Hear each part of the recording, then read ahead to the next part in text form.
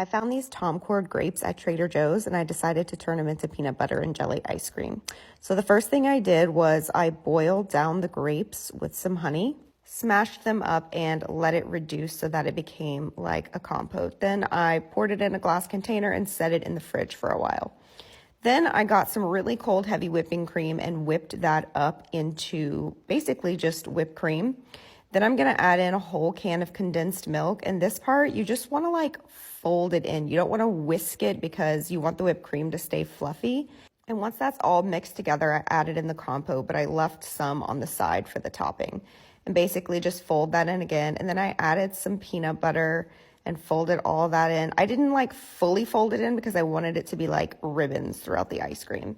Then I poured it in a loaf pan and put the rest of the compote on top and just took a knife and kind of swirled it in to make it pretty.